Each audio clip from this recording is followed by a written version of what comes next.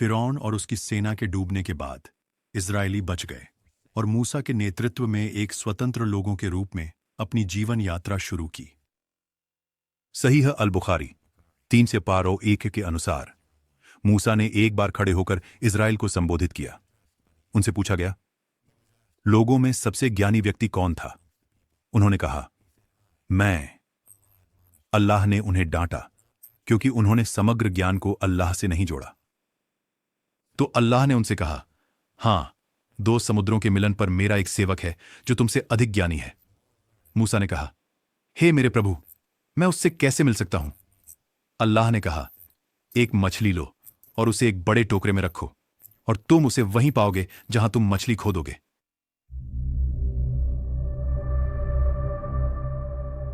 कुरान 18:60-82।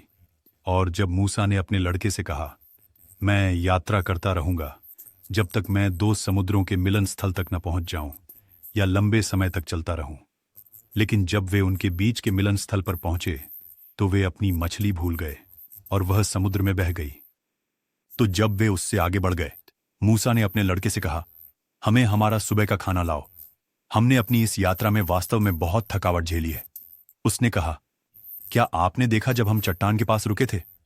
वास्तव में मैं मछली को भूल गया और मुझे इसे भूलवाने वाला कोई नहीं था सिवाय शैतान के कि मैं इसका जिक्र करूं, और यह समुद्र में अद्भुत तरीके से चला गया।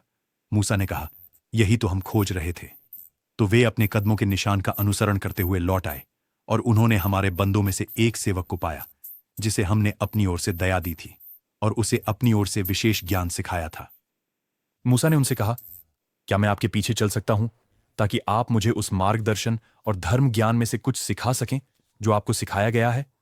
उन्होंने कहा, वास्तव में मेरे साथ आप कभी धैर्य नहीं रख पाएंगे, और आप कैसे धैर्य रख सकते हैं उस पर जिसे आप ज्ञान में नहीं समेटते?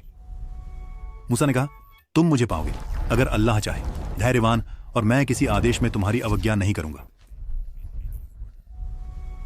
उसने कहा, फिर यदि तुम मेरा अनुसरण करते हो तो जब तक मैं तुम्हें इसके बारे में कुछ न बताऊं तब तक मुझसे किसी भी बात के बारे में मत पूछो।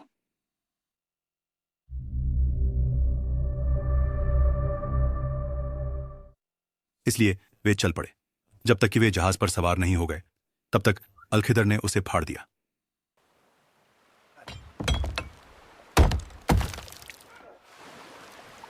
हुल, ये टूट गया है। मूसा ने कहा, क्या आपने इसे खोलकर इसके लोगों को डुबाने के लिए फाड़ा है?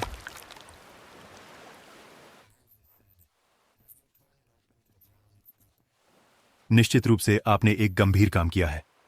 अलखिद्र ने कहा, क्या मैंने नहीं कहा था कि आप मेरे साथ कभी धैर्य नहीं रख पाएंगे? मूसा ने कहा, मुझे उस बात के लिए दोषी मत ठहराओ जिसे मैं भूल गया, और मेरे मामले में मुझे कठिनाई में मत डालो।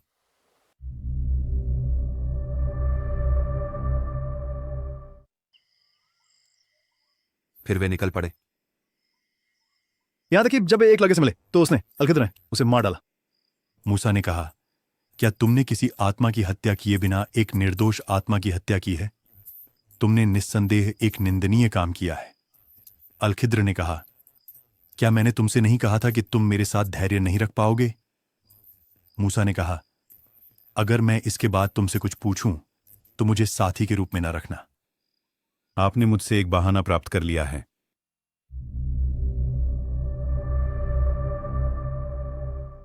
तो वे चले जब तक कि वे एक नगर के लोगों के पास पहुंचे।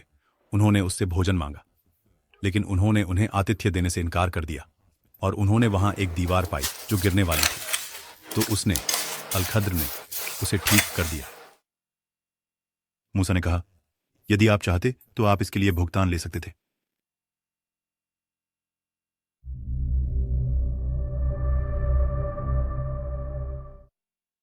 अलखिद्र ने कहा, यह हमारे बीच विदाई है। मैं तुम्हें उस बात की व्याख्या बताऊंगा जिस पर तुम धैर्य नहीं रख सके। जहां तक जहाज की बात है, वह समुद्र में काम करने वाले गरीब लोगों की थी, इसलिए मैंने उसमें खोद डालने का इरादा किया, क्योंकि उनके बाद एक राजा था जो हर अच्छी जहाज को बलपूर्वक जब्त कर लेता था। और उस लड़के के बारे में उसके माता पिता आस्थावान थे, और हमें डर था कि वह उन्हें अवज्ञा और अविश्वास से परेशान करेगा। तो दीवार के लिए यह शहर के 2 अनाथ लड़कों की थी, और उसके नीचे उनके लिए एक खजाना था और उनके पिता नेक थे, तो तुम्हारे प्रभु ने यह चाहा कि वे परिपक्वता प्राप्त करें और अपने खजाने को निकालें तुम्हारे प्रभु की रहमत के रूप में। और मैंने इसे अपनी इच्छा से नहीं किया। यह उस चीज का अर्थ है जिसके बारे में आप धैर्य नहीं रख सकते थे। सीखे गए सबक। सच्चा ज्ञान विनम्रता की मांग करता है, यहां तक कि मूसा जैसे एक नबी को भी अल्लाह द्वारा गहरे सिखाए गए किसी और को खोजना और उसका अनुसरण करना पड़ा। जब हम उन चीजों का सामना करते हैं जिन्हें हम तुरंत नहीं समझ सकते, तो धैर्य आवश्यक है, क्योंकि दिव्य बुद्धिमत्ता अक्सर मानव धारणा से परे होती है। जो कार्य नुकसानदायक या अन्यायपूर्ण लगते हैं वे अक्सर दया और दूरदर्शिता द्वारा निर्देशित होते हैं, जो हमें अल्लाह की महान योजना पर भरोसा रखने की याद दिलाता है, भले ही परिणाम छुपे हों।